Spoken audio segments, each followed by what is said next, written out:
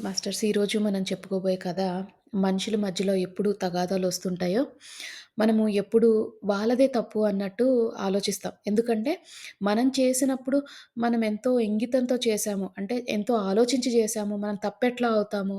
మనం ఎప్పుడూ కరెక్టే కదా! అనే ఉద్దేశంతో ఉంటాం మనం. అటుపక్క వాళ్ళు గూడా అలానే అనుకుంటారు. మేము కరెక్ట్ అని వాళ్ళనుకుంటారు. కానీ కరెక్ట్, తప్పు అని ఎవరు నిర్ణయించేది? ఎవరి వర్షన్‌లో వాళ్ళు కరెక్ట్. సో, అలాంటి కథ ఒకటి చెప్పుకుందాము. తర్వాత దాని సారాంశం తెలుసుకొని ధ్యానం చేసుకుందాం మాస్టర్స్. అయితే ఒక అడవిలో ఒక గురువుండేవారు. గురువంటే పిల్లలకి చదువు చెప్పేవారు, బోధించేవారు. అలానే ధ్యానం చేసేవారనమాట. అతను పెద్దవుతున్న కొద్దీ ఆహ్, ఈ భౌతికం మీద అతనికి చాలా తగ్గిపోయింది. ఆసక్తి తగ్గిపోయింది. చాలా పవర్స్ అవన్నీ సంపాదించాడు. అంటే ఎన్నో అద్భుతాలు చేయగలడాయన. ఎందుకంటే ఆయన వేరే కనెక్ట్ అయ్యాడు అయ్యున్నాడు కదా! అంటే ఆయన ఒక వేరే మాస్టర్ అనమాట. వేరే లెవెల్‌కి వెళ్ళిపోయారాయన. ఆయన విశ్వంతో కనెక్ట్ అయ్యి ఉన్నారు. సో, అలాంటి వాళ్ళకి కొంచెం ఎనర్జీస్ ఎక్కువుంటాయన్నమాట. మనకన్నా కూడా ఎనర్జీస్ ఎక్కువుంటాయి.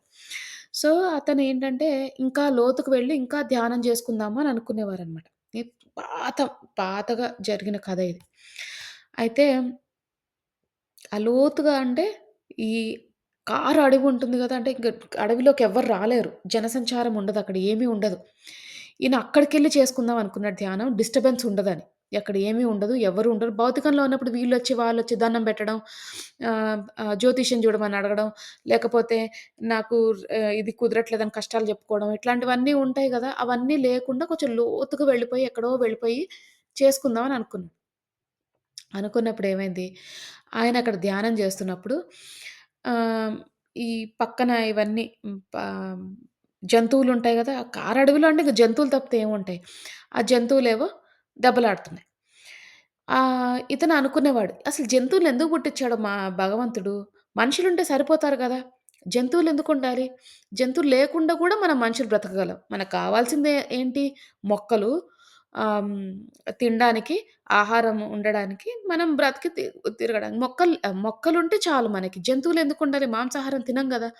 అని అనుకున్నాడు. అనుకోని హ్మ్. ఒక వారం రోజులు, నెల రోజుల పాటు ఆలోచిస్తూ ఉన్నాడు. అసలు ఎందుకొస్తుంది నాకు ఈ డిస్టర్బెన్సు? ఇక్కడ కారడవిలో గూడా నాకు ఈ డిస్టర్బెన్స్ వీళ్ళ వల్లే వస్తుంది గదా! ఇక్కడ ఈ జంతువులు లేకపోతే బావుండు అన్నట్టు అనుకున్నాడు. ఈయనకు కొంచెం ఎక్కువ పవర్స్ ఉన్నాయి గాబట్టి మరి అది ఆయనకు తెలుసో తెలీదో మనకు తెలీదు గానీ, ఒకరోజు ఇలానే ఏమైందంటే ఒక లేడీ, ఒక సింహం. ఆ లేడి వెనక సింహం పరిగెడుతుంది తినడానికి. అది ఆకలేస్తుంది సింహానికి. లేడి వెనక పరిగెడుతుంది. లేడేం చేస్తది? పొదల మధ్యలో, చెట్ల మధ్యలో ఇటు నుంచి ఇటు తప్పించుకుంటది కదా! దీని వెనక అది, అది వెనక ఇది ఇటు పరిగెడుతున్నాయి. డిస్టర్బెన్స్ బాగా అయిపోయింది తనకి. అసలు అబ్బా! ఏంటి ఇంత డిస్టర్బెన్స్‌గా ఉంది అనుకోని ఆయన కళ్ళు తెరిచి చూసేటప్పటికి ఆహ్, ఆ లేడీ, ఆ సింహం 2 కనిపించాయి. కనిపించేసేటప్పటికి ఈయనేం చేశాడో అయ్యో! ఒక్కదాన్ని ఒకటి తినేస్తుందన్న ఉద్దేశంతో, భావనతో ఆయనేం చేశాడు, ఆ లేడీని కాస్త అమ్మాయిగాను, ఆ సింహాన్ని కాస్త అబ్బాయిగాను మార్చేశాడు. అయితే వాటికి తెలీదు మార్చినట్టు. అమ్ యానిమల్స్ కదా! అవి జంతువులు గదా! వాటికి తెలీదు. అవి పరిగెడుతున్నాయి. కొంచెం దూరం వెళ్ళాక వాటికి ఎరుకొచ్చిందనమాట. మేము మనుషులమయ్యాము అని. అంటే మర్చిపోయారు. వాళ్ళ గతాన్ని మర్చిపోయారు. ఈయన శక్తి వల్ల ఆయన మార్చేశారు. ఈ ఈయనేంటంటే ఈ ఎవరైతే ఈ సింహం ఎవరైతే అబ్బాయిగా మారాడో, ఆ అమ్మాయి వెంట పరిగెడుతూ ఉన్నప్పుడు వెనక పరిగెడుతున్నాడు గదా! సడెన్‌గా ఆ అమ్మాయి అలిసిపోయి ఆగిపోయినప్పుడు చూసినప్పుడు ఆ అమ్మాయిని చూస్తాడనమాట. అదే మనుషుల మధ్యలో ఉన్న గొప్పతనం. ఏంటంటే ఆకర్షణ. చూడంగానే ఆ అమ్మాయి అందానికి లేడీగా, నాజూగ్గా ఉంది ఆ అమ్మాయి. చక్కగా ఉంది. అందంగా ఉంది. ఇంకేమైంది ఆకర్షింపబడ్డాడు. ఇద్దరు కలిసి ఒక దగ్గర ఉందాం అనుకున్నారు. ఈ అమ్మాయి అప్పుడే గదా కన్వర్ట్ అయింది. అంటే లేడీ నుంచి అమ్మాయిగా మారింది. తనకు కూడా ఎక్కువేం తెలీదు. అంటే మానవ జన్మ, మానవ రూపం ఎత్తారు ఇద్దరు. అందుకని ఇంకెవ్వరు కనిపించలేదు. కారడవిలో ఉన్నారుగా వీళ్ళు భౌతికంలో గూడా లేరు. అంటే ఏంటి గ్రామాల్లో గూడా లేరు. ఎక్కడో ఉన్నారు. వాళ్ళకవి తెలీదు. ఎటెళ్ళాలో ఏంటో అవన్నీ ఏం తెలీదు. సరే ఇక్కడే ఉందాము అన్నది ఇద్దరు ఒక దగ్గర ఉండడం మొదలెట్టారు. చక్కగా అలానే రాను రాను ఏమైంది ఒక గుడిసె కట్టుకున్నారు. ఇక కలిసున్నప్పుడు పిల్లలు పుట్టాల్సిందే. అది హ్మ్. నేచురల్‌గా జరిగేది. సో, పిల్లలు పుడతారు. కాకపోతే వీళ్ళిద్దరు ఎప్పుడు గొడవలు పడుతూనే ఉండేవారు. ఎందుకు గొడవలు పడేవారు? ఇతనేమో సింహంగా మారిన మనిషి. ఇతనికేమో బాగా ఈ జంతువులు అన్నీ తీసుకొచ్చి తినమని జెప్పేవాడు. లేడీ గదా! ఈ అమ్మాయి. లేడీ అంటే ఏంటి? అంటే హ్మ్. శాకాహారం తింటారు వాళ్ళు. మాంసాహారం తినదు లేడీ. ఈ అమ్మాయికేంటి? ఆ లక్షణాలు పోలేదు ఇద్దరికీ. అతనేమో మాంసాహారం మాత్రమే తింటాడు. సింహం గడ్డి తింటదా? తినదు గదా! అలానే లేడీ వేరే జంతువులను తింటదా? తినదు. అందుకని ఈ అమ్మాయి శాకాహారం తినేది, ఆయన మాంసాహారం తినేవారు. కానీ ఇద్దరు కొట్టుకొని చచ్చేవారు అసలు. మామూలుగా కొట్టుకునేవారు కాదు. ఎప్పుడు గొడవలే వాళ్ళ ఇంట్లో. ఎందుకు అంటే నువ్వు ఈ ఫుడ్ దగ్గర ఈ గొడవలనమాట. మాంసాహారం తినాలని నువ్వు, శాకాహారం తినాలని ఈమె. ఎవరికి వాళ్ళు రైటే. నేను నేను నా విధంగా నేను రైటు. నీ విధంగా నువ్వు రైటు. ఇట్లా విసిగిపోయారు. విసిగిపోయి పిల్లలు పుట్టారు. బోలెడు మంది పిల్లలు పుట్టారు. మారరే, ఇద్దరూ మారలేదు. మారినప్పుడు ఏమైంది, ఇంకొక రోజు ఇట్లా గాదనేసి వాళ్ళెక్కడో ఇట్లా తిరుగుతుంటే ఈ గురువుగారు కనిపిచ్చారు మళ్ళీ. ఆ గురువుగారు ఎప్పుడో మార్చేసారు. ఆయన ఎళ్ళిపోయారు. సడెన్‌గా గురువుగారు కనిపిచ్చారు. ఆయనకెళ్ళి ఇట్లా కష్టాలు చూడండి మా ఆవిడేం వినదని ఈ ఈయన, మా ఆయనేం వినడని ఆవిడ. ఇట్లా కష్టాలు చెప్పుకునేవారు. గురువుగారికి తెలుసు కదా! ఆయన మార్చారు. ఆయనే గదా మార్చింది. అతనేం జేస్తారు, మళ్ళీ వీళ్ళని జింకగా, సింహంగా మార్చేస్తే దీని దారిది, దాని దారది ఎళ్ళిపోయింది. ఇప్పుడు ఇది ఎందుకు జెప్తున్నాం మనం అంటే, మనం గూడా కొన్నిసార్లు మృగాల్లాగానే ప్రవర్తిస్తాం. ఎంత నాలెడ్జ్ ఉన్నా గూడా, అంటే ఇంత జ్ఞానం ఉన్నా గూడా మనము మృగాల్లాగా ఎందుకు ప్రవర్తిస్తామంటే, మనం జెప్పిందే కరెక్ట్ అన్న అహం మనకు చాలా ఉంటది. ఇందులో సింహము దాని తత్వమే అంత. అది గడ్డి తినదు. అది శాకాహారం తినదు. దుంపలు అవన్నీ పెడితే తినదు. అది తినాల్సిందేంటి? మాంసాహారం. ఎందుకంటే తన బాడీ తత్వం అలాంటిది. అది తింటుంది. ఇక్కడేంటి ఈ లేడేంటి, ఈ అమ్మాయి శాకాహారం. ఎందుకంటే తన తత్వం, తన శరీర తత్వమే అంత. తను అదే తినాలి. తనకి తెలీదు. వేరే తినడం గూడా తెలీదు. అర్థం గాదు. ఇప్పుడు ఇద్దరికీ కలిసి పిల్లలు పుట్టారు. కొందరు అట్లా, కొందరు ఇట్లా ఉన్నారు. కొంత మాంసాహారం తింటారు. కొంతమంది శాకాహారం తింటారు. వాళ్ళిద్దరు పిల్లలు. ఇప్పుడు పుట్టినప్పుడు ఇప్పుడు ఎలా ఉండాలంటే ఒక మనిషి ఇద్దరు ఒకళ్ళు కలిసి జీవిస్తున్నామంటే ఇద్దరు జర్నీ ఒక్క దగ్గరగా బ్యాలెన్స్‌డ్‌గా ఉండాలి. అంతే గదా! నేను కొన్ని తీసుకొస్తా, నువ్వు కొన్ని తీసుకురా మన సంసారానికి. అలానే నేను కొన్ని వదిలేస్తా, నువ్వు కొన్ని వదిలేసిరా. లేదంటే నా పని నేను జేసుకుంటా, నీ పని నువ్వు జేసుకో అన్నట్టుగా ఉండాలి. కొన్ని విషయాలు అన్నిట్లో గాదు. నువ్వు వేరే కాపురం ఉండు, నేను వేరే కాపురం ఉంటా గానీ మనిద్దరం కలిసి పిల్లల్ని కందాం అట్లా అట్లా ఎట్లా వర్కౌట్ అవుతుంది? వర్కౌట్ అవ్వదు గదా! కొన్ని వదిలేసుకోవాలి. కొన్ని కలిసుండాలి. కొన్ని దగ్గరలేంటి మార్చడానికి ప్రయత్నించకూడదు. ఎప్పుడు కూడా సరే మనకంటూ ఒక తత్వం ఉంటది. పక్క వాళ్ళకి కూడా ఒక తత్వం ఉంటది. అది పూర్వజన్మ వల్ల వచ్చిన తత్వాలో, లేకపోతే వాళ్ళ స్వాభావికంగా వచ్చిన తత్వాలో, నిజంగానే అవి వాళ్ళ పూర్వజన్మల వచ్చిన తత్వాలు కాకపోతే వాళ్ళు తొందరగా మారిపోతారు. అంటే ఏంటి వాళ్ళు మాంసాహారం తినేవారనుకోండి బాగా, అవి కొన్ని తత్వాలు క్యారీ ఫార్వర్డ్ అవుతాయి. అంటే ఏంటి ఈ జన్మకు కూడా మనం తెచ్చుకుంటాం అవన్నీ. సేమ్ ఈ కథలో లాగానే ఆ పులి, సింహము, ఆ జింక, ఆ లేడీ ఎట్లయితే తెచ్చుకున్నాయో, మారినా కూడా మనిషిగా మారినా కూడా అవన్నీ ఉన్నాయి గదా! లోపల తత్వాలు ఇంకా ఫుల్‌గా మారలేదు. అట్లానే మనం గూడా పూర్వజన్మ నుంచి తెచ్చుకున్నాం చాలా మటుకు. ఒకవేళ మనం పూర్వజన్మలోనే సాత్వికంగా ఉన్నామనుకోండి. అంటే ఏంటి మంచిగా ఆధ్యాత్మికంలో ఉన్నాము, ధ్యానం జేస్తున్నాము, చక్కగా మాంసాహారం తినకుండా శాకాహారం మాత్రమే తిన్నాము. అవన్నీ ఉన్నాయనుకోండి. ఈ జన్మలో మనం మాంసాహారం తినడం మొదలెట్టినా, ఆ ఇంట్లో పుట్టినా తొందరగా వదిలేస్తాం. చాలామంది మీరు జూస్తుంటారు. మాంసాహారం తిన్న ఇంట్లో గూడా ఒకళ్ళిద్దరుంటారు మాంసం తినని వారు. అసలు వద్దు, వద్దు, వద్దు అంటారు. ఎందుకు అది చూస్తేనే వాళ్ళకి చిరాకేస్తది. అట్లాంటి వాళ్ళుంటారు. ఎందుకు అంటే వాళ్ళకి పూర్వజన్మ వాసనలంతే. అందరూ ఇటుపక్క తింటున్నా వాళ్ళు తినరు. అలానే ఆధ్యాత్మికంలో మనం ధ్యానంలోకొచ్చిన తర్వాత చాలామంది మానేస్తారు. అంత ఈజీగా ఎందుకు మానేశారు అంటే, వాళ్ళు గత జన్మలో తినలేదు. అందుకే ఈ జన్మలో మానేయడం చాలా ఈజీ అయిపోయింది. ఆ జ్ఞానం వాళ్ళకి వచ్చింది. ఆహ్, కనీసం వాళ్ళు తినకుండా ఉన్నారో, లేకపోతే ఈ జన్మలో జ్ఞానం వచ్చి మానేశారో మనకు తెలీదు. కారణం ఏదైనా వాళ్ళు తినడం మానేశారు. అందుకనే మనం గుర్తుంచుకోవాల్సిందేంటంటే ఎప్పుడైనా సరే ఎవరి తత్వం వాళ్ళది. ఆ తత్వాన్ని మార్చడం చాలా కష్టం. కానీ మనది మనం మార్చుకోవచ్చు. అంటే ఎట్లా తెలుస్తది మనం కరెక్టా? తప్పా? అంటే మనం ఎప్పుడైతే ఎవరినైనా బాధ పెడుతున్నామో మనుషుల్ని గాని, జీవుల్ని గాని బాధ పెడుతున్నామంటే అది తప్పనే అర్థం. ఓకే. అంటే ఏంటి? ఈ విషయంలో మనము హ్మ్. ఒక జంతువుని చంపి తింటున్నామంటే, ఆ జంతువుని బాధ పెడుతున్నట్టే. అందుకనే అది తప్పు అని మనం డిసైడ్ జేసుకోవాలి. అది మనం ఆలోచించుకోవాలి. అంటే విజ్ఞానం మనం పెంచుకోవాలి. కొంతమంది ఇది తప్పు గాదు. మనం తినడం కోసమే మేకలు పుట్టాయి. మనం మనం తినడం కోసమే కోడ్లు పుట్టాయి అంటే అది వాళ్ళ తత్వం అది అంతే. ఇక మనం మార్చలేం వాళ్ళని. చెప్పడం వరకే మన పని. చెప్పిన తర్వాత వాళ్ళు మారకపోతే అంతే. ఈ కథలో మనం తెలుసుకున్నట్టు ఎవరి ఈ స్టైల్ వాళ్ళదని వదిలేయాలి. ఒక్కోసారి వాళ్ళు మనల్ని బలవంతం పెట్టొచ్చు. ఇది తినొచ్చు. తిను, తిను, తిను అని మనం తినకపోయినా బలవంతం పెట్టొచ్చు. అలాంటప్పుడు మనం ఏం జేయాలి? విశ్వాన్ని సహకారం కోరాలి. మనం అనుకున్నాం గదా! దైవం అనేది వేరు, భక్తి అనేది వేరు అని. మంచి పనులు చేస్తే వచ్చేది పుణ్యం, చెడు పనులు చేస్తే వచ్చేది పాపం. దైవం అనేది వేరు. దైవం ఎలాంటప్పుడు ఉపయోగపడుతుంది? ఇలాంటప్పుడు ఉపయోగపడుతుంది. మనకు గైడెన్స్ ఇవ్వడానికి ఉపయోగపడుతుంది. నేను ఇలాంటి పరిస్థితుల్లో ఉన్నాను. నేను ఏం చేయాలి? నేను ఈ విశ్వానికి మంచి చేద్దామనుకుంటున్నాను. నేను ఎలా మారాలి? ఎలా మంచి చేయాలి? ఇవన్నిటికి గైడెన్స్ కావాలన్నప్పుడు దైవాన్ని మనం ఆదుకోమని కోరుకోవాలి. మనకి హెల్ప్ చేయమని ఇలాంటి విషయాల్లో ఒక ఆహ్, చాలా టఫ్ సిట్యుయేషన్ అనమాట. ఇదేంటంటే అందరూ తినమని బలవంతం పెడతారు. లేపోతే మన పిల్లల్ని తినమని బలవంతం పెడతారు. వాళ్ళు తిననని చెప్పినా కూడా కుక్కి కుక్కి నోట్లో పెడతారు. మంచిది బలం, ఒంటికి మంచిది అని చికెన్ అని, ఇదని, అదని కుక్కుతూనే ఉంటారు నోట్లో. వద్దు వాళ్ళకిష్టం లేదని చెప్పినా వినరు. అలవాటు చేయడానికి. సో, అందుకని మాస్టర్స్ ఎప్పుడు గూడా గుర్తుంచుకోండి. జరగాల్సినయి వాళ్ళకి ఏది రాసి పెట్టుంటే అది జరుగుతది. వాళ్ళు నిజంగా ఇప్పుడు తిన్నా, మనం పిల్లలకి పెట్టినా, వాళ్ళు తిన్నా, పెద్దయిన తర్వాత వాళ్ళే మానేస్తారు. వాళ్ళంతట వాళ్ళే మానేస్తారు. సో, అందుకని కొన్ని సార్లు కంప్లీట్ సరెండరెన్స్ అంటే విశ్వానికి, దైవానికి ఇచ్చేయండి. నేను చేద్దామనుకుంటున్నాను. నేను నేను నా శక్తికి తగ్గట్టు ప్రయత్నిస్తున్నాను. కానీ అవ్వట్లేదు.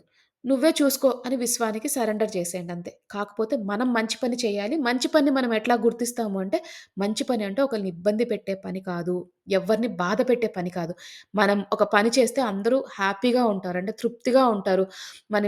మనని ఆ పని చేసేందుకు దేవుడిలాగా మనని భావిస్తారు. సో, అది మాస్టర్స్ మనము నేర్చుకోవాల్సింది.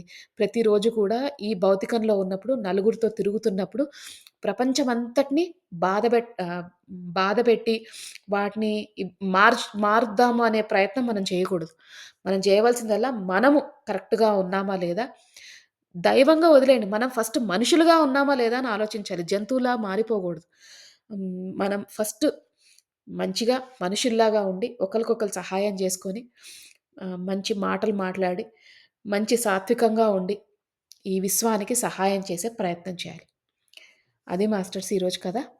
అందరూ కథ విన్నారు కాబట్టి ఇక చక్కగా మనం ధ్యానం చేసుకుందాము.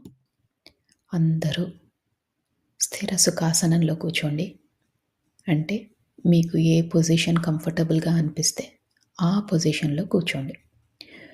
ఒకవేళ మీ ఆరోగ్య రీత్యా మీరు కూర్చోలేకపోతే పడుకొని కూడా ధ్యానం చెయ్యొచ్చు. కూర్చున్నప్పుడు మీరు వెన్నుముక్క స్ట్రెయిట్‌గా ఉండేటట్టు చూడండి. తల నిటారుగా పెట్టండి. వేలల్లో వేలు పెట్టుకోండి. కళ్ళు 2 మూసుకోండి. అలాగే పడుకొని ధ్యానం చేసేవారు కాళ్ళు మీద కాళ్ళు పెట్టుకొని, వేలల్లో వేలు పెట్టుకొని, కళ్ళు 2 మూసుకోండి.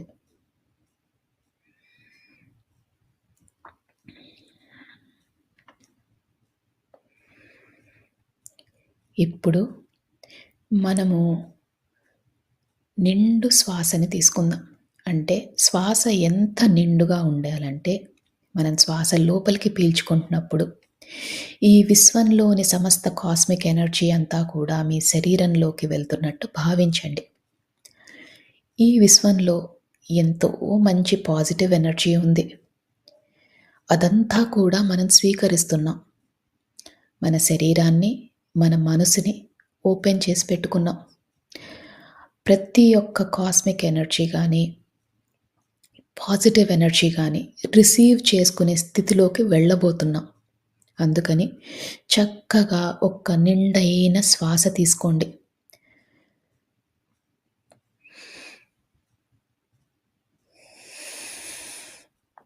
ఆ శ్వాసని వదిలేసేటప్పుడు మనలోని సరికాని ఆలోచనలు, చికాకులు, టెన్షన్‌లు ఏవైనా ఉంటే అవన్నీ తొలగించుకునే ప్రయత్నం చేయండి.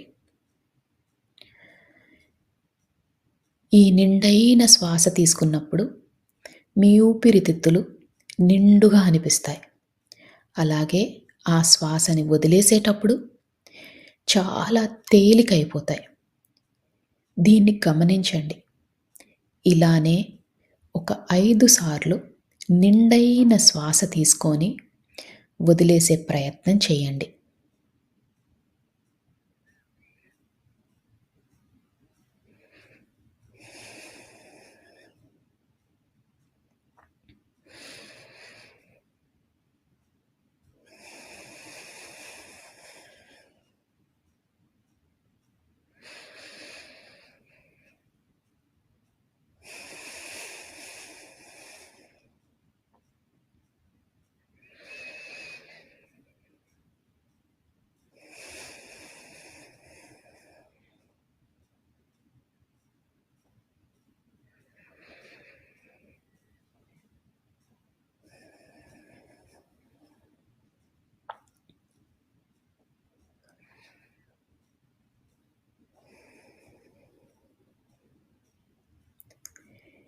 ఇప్పుడు మీ మనసు, శరీరం చాలా తేలికైనట్టు మీకు భావన కలుగుతుంది. మనమిప్పుడు శరీరంలో ప్రతి భాగాన్ని రిలాక్స్ చేసుకునే ప్రయత్నం చేద్దాం. అంటే ముందుగా సహస్రారం, తల భాగం, దాన్ని రిలాక్స్ చేసుకునే ప్రయత్నం చేద్దాం. అలానే ముఖము, చెవులు, భుజాలు, చేతులు, చేతి వ్రేళ్ళు, పొట్ట, నడుము, కాళ్ళు, పాదాలు, కాలివ్రేళ్ళు అన్నిటినీ రిలాక్స్ చేసుకోండి. రిలాక్స్ చేయడం అంటే మీరు కంఫర్టబుల్ పొజిషన్లో కూర్చున్నట్టు, అలానే తేలిగ్గా అయినట్టు మీకు అనిపిస్తే మీ శరీరం రిలాక్స్ అవుతున్నట్టు. బిగించి పట్టకండి. శరీరాన్ని చాలా లూజ్గా, రిలాక్స్డ్గా చేయండి.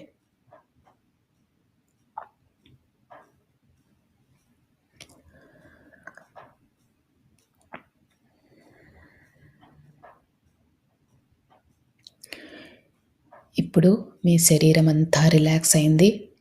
మీ మనసు కూడా చాలా తేలిక అయ్యింది. ఇక అతి ముఖ్యమైన విషయం, మీరు ఎలాంటి సమస్యతో బాధపడుతున్నా, ఎలాంటి స్థితిలో ఉన్నా, ఇదంతా తాత్కాలికమని మాత్రమే గుర్తించండి. ఎందుకంటే ఏ సమస్యకైనా ఒక సమాధానం ఉంటుంది. దాని దొరికే ప్రయత్నమే, దాన్ని కనుక్కునే ప్రయత్నమే ఈరోజు మనం చేసే ఈ ధ్యానం. అందుకని శరీరం అంతా రిలాక్స్ చేస్తున్నాం, మనసుని రిలాక్స్ చేస్తున్నాం. ఎలాంటి పరిస్థితులైనా కూడా ఒక అరగంట పాటు మనం అది పక్కన పెడుతున్నాం అంటే దాన్ని మర్చిపోయే ప్రయత్నం చేస్తున్నాం. మరి ఇది మర్చిపోవాలంటే మనకి ఆ భగవంతుని శక్తి కావాలి. మీ ఇష్టదైవమైన ఎవరైనా మీ ఇష్టదైవం ఉంటే ఆ ఇష్టదైవాన్ని మనస్ఫూర్తిగా నమస్కరించుకోండి. అలానే ఒకవేళ మీకు ఇష్టదైవం లేకపోయినా, భగవంతుడి పైన నమ్మకం లేకపోయినా, ఈ విశ్వంలోని ఉన్న కాస్మిక్ ఎనర్జీ, ఆ పాజిటివ్ ఎనర్జీ ఏదైతే మనల్ని నడిపిస్తుందో దాన్ని నమస్కరించుకొని, కృతజ్ఞతలు తెలియజేసుకొని మనతో పాటు ధ్యానం చేయడానికి ఆహ్వానించండి. మీ ఇష్టదైవాన్నైనా, ఈ పాజిటివ్ ఎనర్జీనైనా మనతో పాటు ధ్యానం చేసే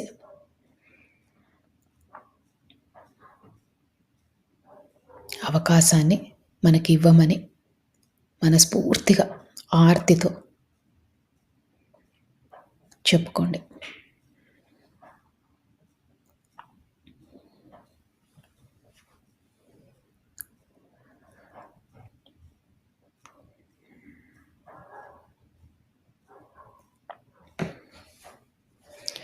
మీ శరీరం అంతా తేలికైపోయింది. మీ మనసు కూడా చాలా తేలిగ్గా ఉంది. ఇక మనం ధ్యాన లోతుల్లోకి వెళ్దాం.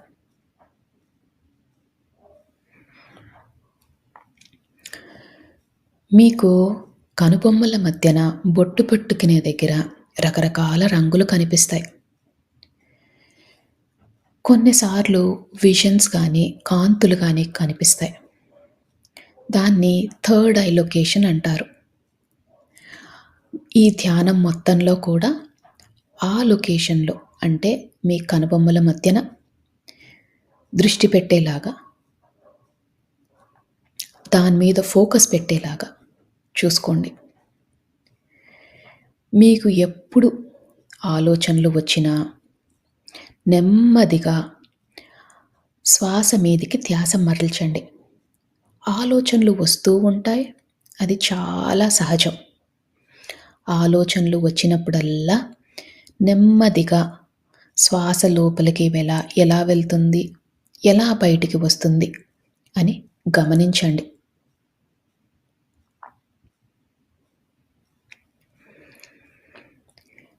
ఆలోచనలతో పోట్లాడొద్దు.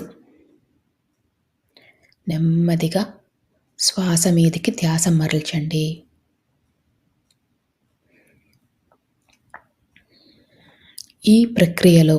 ఈ ధ్యాన ప్రక్రియలో చాలాసార్లు ఆలోచనలు వచ్చే అవకాశం ఉంది.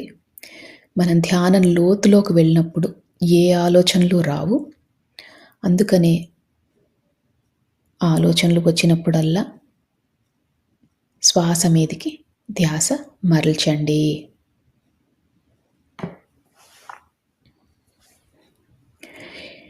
మనం ధ్యాన లోతుల్లోకి వెళ్ళబోతున్నాము. ఇక ఒక్క 3 సార్లు మళ్ళీ మంచి నిండైన శ్వాస తీసుకొని వదిలేయండి.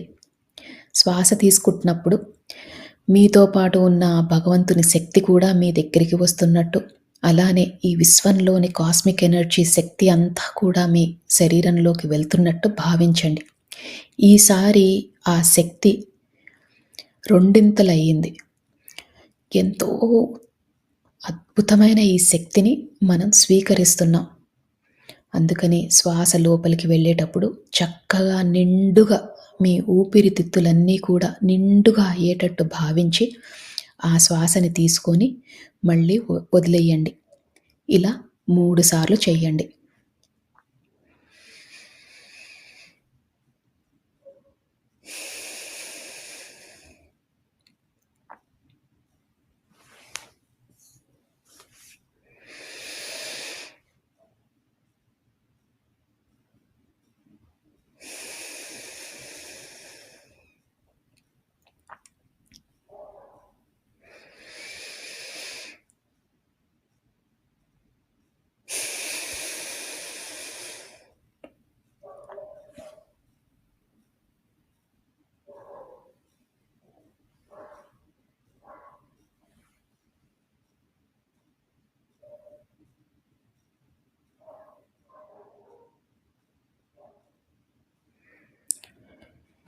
ఇప్పుడు మీ శరీరము, మీ మనసు చాలా తేలికైపోయాయి.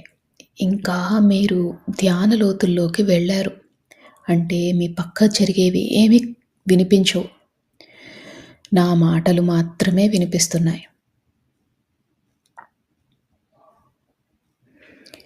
ఆ కనుబొమ్మల మధ్యన ఉన్న ఆ ప్రదేశాన్ని అంటే థర్డ్ ఐ లొకేషన్‌ని బాగా ఫోకస్‌లో పెట్టండి. ఒక్కోసారి మీకు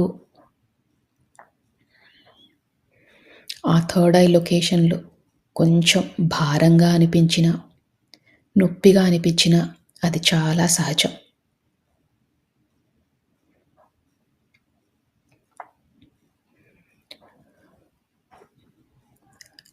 మన ఇష్టదైవంతో పాటు, ఈ విశ్వంతో పాటు మనము ఇంకా ధ్యాన లోతుల్లోకి వెళ్తున్నాం.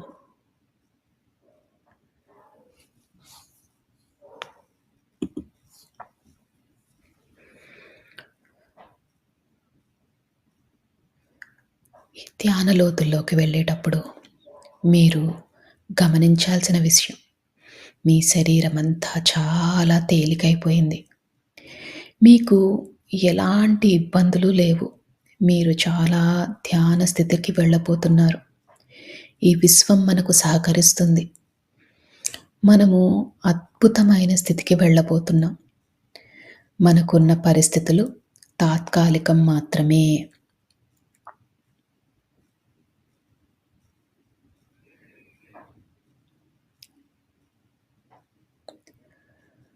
మనము ఈ జీవితానికి, ఈ విశ్వానికి, మన ప్రయాణానికి, ఈ జీవన ప్రయాణానికి కృతజ్ఞతలు తెలియజేసుకోవాలి. ఎందుకంటే ఎంతో అదృష్టం ఉంటే మనం ఈ ధ్యాన మార్గంలోకి వచ్చాము. జ్ఞానాన్ని తెలుసుకుంటున్నాము. అందుకని మనము మనస్ఫూర్తిగా ఒకసారి కృతజ్ఞతలు కూడా తెలియజేసుకుందాం.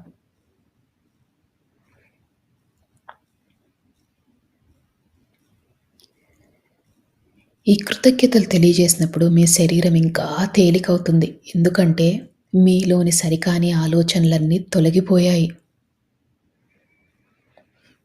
మీరు ఎంతో రుణపడి ఉన్నారు ఈ అవకాశానికి, ఈ విశ్వానికి.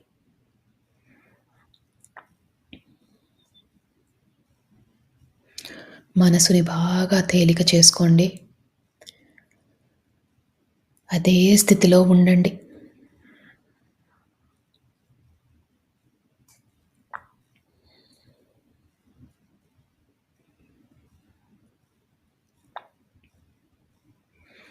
ఆలోచనలు వస్తూ ఉంటాయి.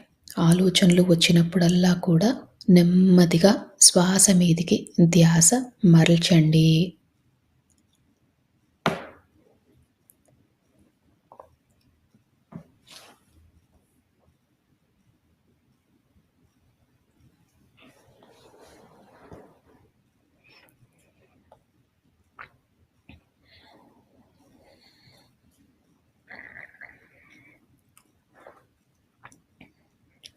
మనము మానవ జన్మ ఎత్తిందే కర్మలు తీర్చుకోవడాని కోసం.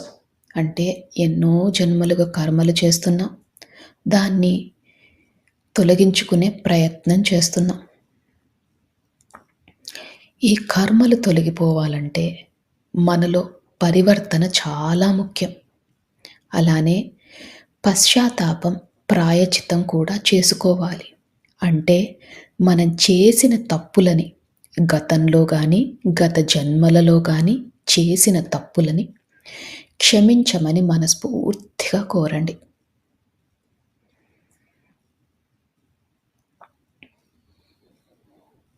అలానే పరివర్తనలో ఉంటాము అని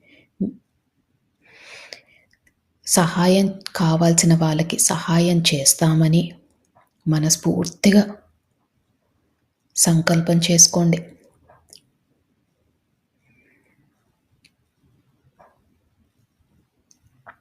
మా వద్దకు సహాయం కోరి వచ్చిన వారికి తప్పకుండా మాకు ఉన్నంతలో తోచినంత తప్పకుండా సహాయం చేస్తాము.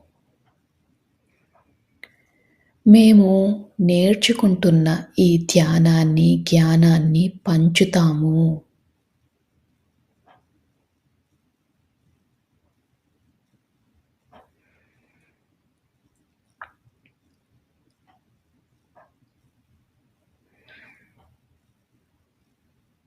ప్రతి జీవాత్మకు కూడా మా వల్లే సుఖంగా బ్రతికే హక్కు ఉందని తెలుసుకున్నాము.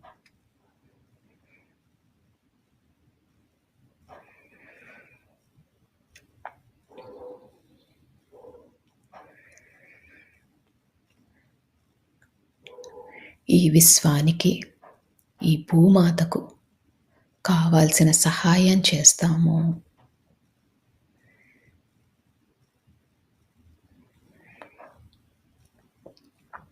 ఈ సంకల్పాలు మనం చెప్పుకున్నప్పుడు మీ శరీరం ఇంకా తేలికవుతుంది. మీ మనసు కూడా బాగా తేలికవుతుంది.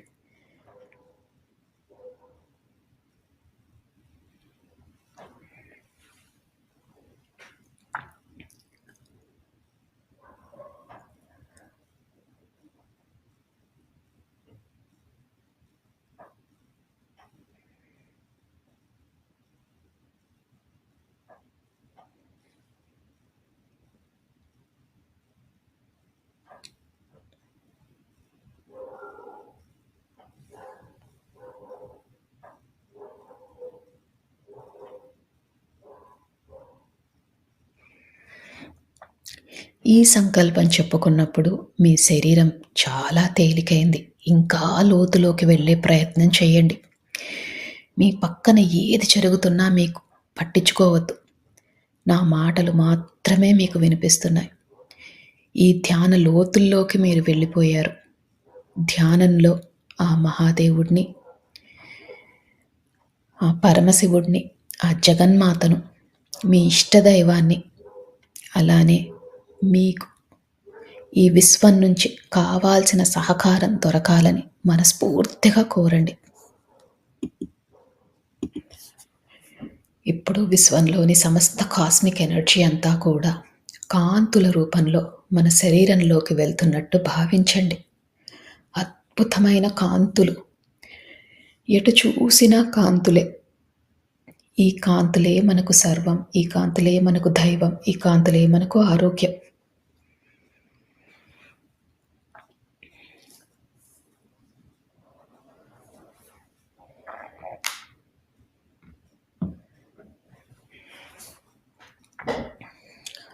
ఈ అద్భుతమైన కాంతుల వల్ల మన శరీరం చాలా ఆరోగ్యంగా ఉంటున్నట్టు భావించండి.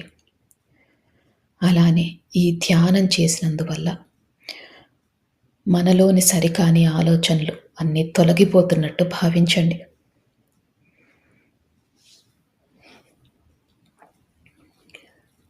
ఈ రోజు నుంచి మన కుటుంబ కలహాలన్నీ తొలగిపోతాయి. మన ఆర్థిక స్థితి మెరుగుపడుతుంది. మనం పడుతున్న మానసిక వ్యధ తొలగిపోతుంది. మన ఆరోగ్యం మెరుగుపడుతుంది. అద్భుతమైన కాంతులు, ఎటు చూసినా కాంతులే.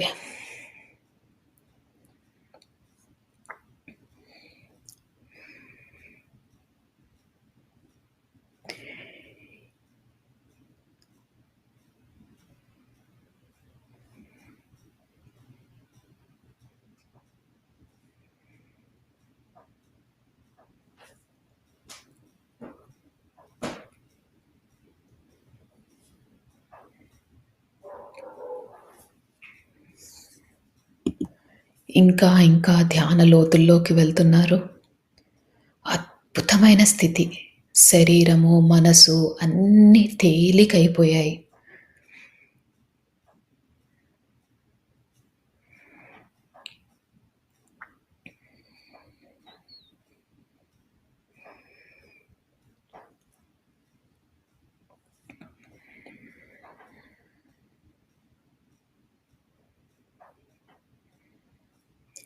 ఒకవేళ ఆలోచనలు వస్తుంటే ఆలోచనలని వాటితో పోట్లాడకుండా నెమ్మదిగా శ్వాస మీదికి ధ్యాస మరల్చండి.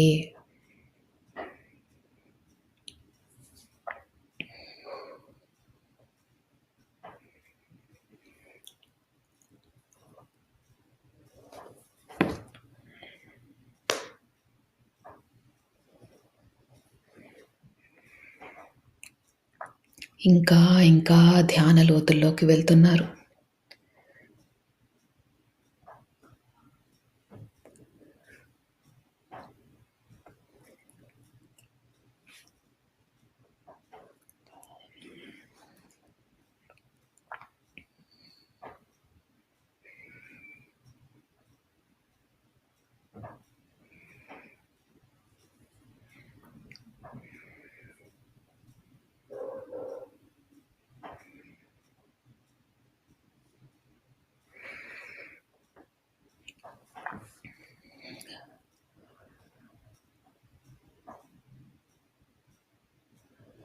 కనుబొమ్మల మధ్యన బొట్టు పెట్టుకునే దగ్గర మీకు రంగులు కనిపించిన, కాంతులు కనిపించిన, విజన్స్ కనిపించిన ఇంకా లోతుకు వెళ్ళండి.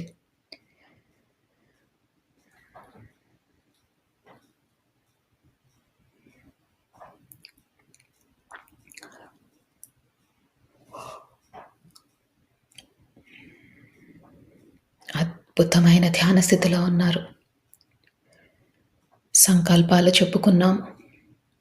పశ్చాత్తాపంలో ఉంటామని, ప్రాయశ్చిత్తం చేసుకుంటామని, పరివర్తనలో ఉంటామని మనము విశ్వానికి మాట ఇచ్చాం.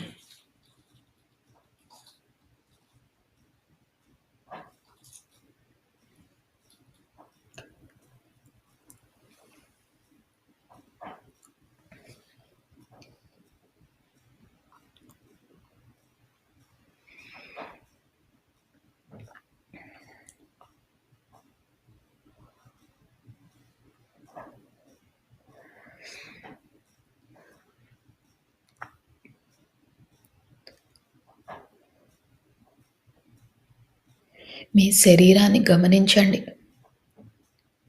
చాలా తేలికగా ఉంది. ఇదే స్థితిని కొనసాగిస్తూ ఇంకా ధ్యాన లోతుల్లోకి వెళ్ళండి.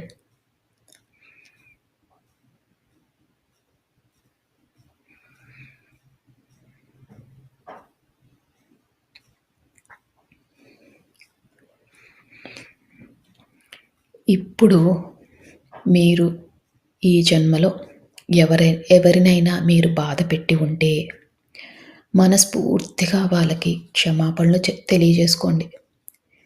అజ్ఞానంతో, అహంకారంతో వాళ్ళని బాధపెట్టాము అని మనస్ఫూర్తిగా వాళ్ళని క్షమించమని కోరండి.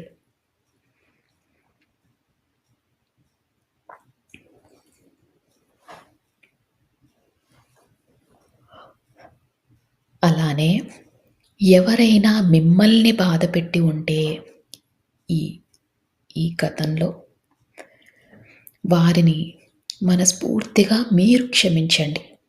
వారు తెలియక, అజ్ఞానంతో, అహంకారంతో తప్పులు చేసి ఉంటారు. అందుకని మీకు వారిపైన ఎలాంటి కోపమున్నా, ద్వేషమున్నా అవన్నీ తొలగించుకోండి.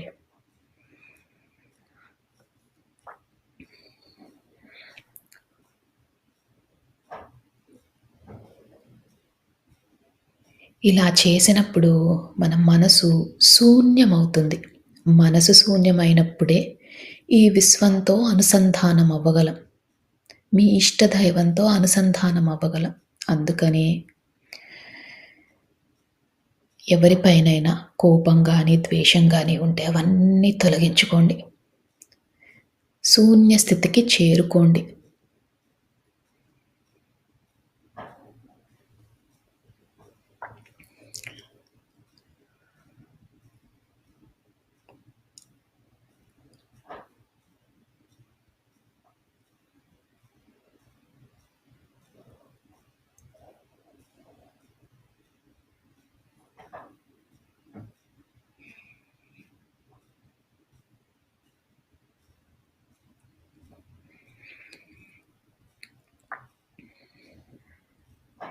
ఎప్పుడైతే మనం క్షమాపణ కోరామో, మనని బాధపెట్టిన వారిని క్షమించామో, మన మనసు శూన్య స్థితికి చేరుకుంది. మీరు ఇంకా ధ్యాన లోతుల్లోకి వెళ్తున్నారు.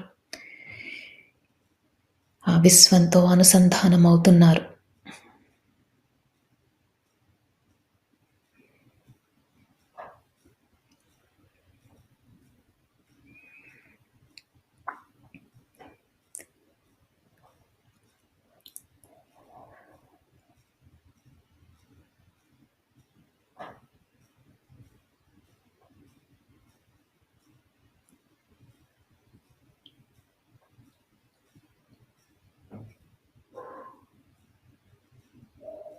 ఇదే స్థితిని కొనసాగిస్తూ మీరు ఇంకా ధ్యాన లోతుల్లోకి వెళ్ళండి.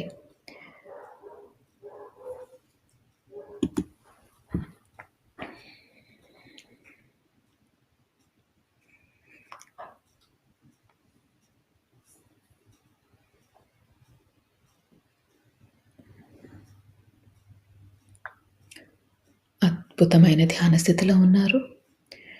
ఇదే స్థితిని కొనసాగిస్తూ మీరు ఇదే స్థితిలో ఉండొచ్చు. ఒకవేళ ఈ స్థితి నుంచి బయటికి రావాలనుకుంటే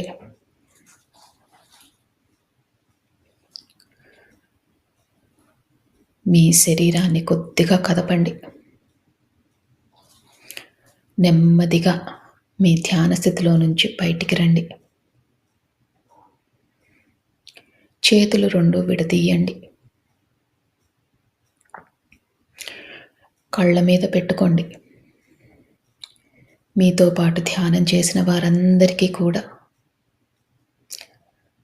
మనస్ఫూర్తిగా కృతజ్ఞతలు తెలియజేసుకోండి. ఈ విశ్వానికి కృతజ్ఞతలు తెలియజేసుకోండి. మీ ఇష్టదైవానికి కృతజ్ఞతలు తెలియజేసుకోండి. మీ మాస్టర్స్‌కి కృతజ్ఞతలు తెలియజేసుకోండి.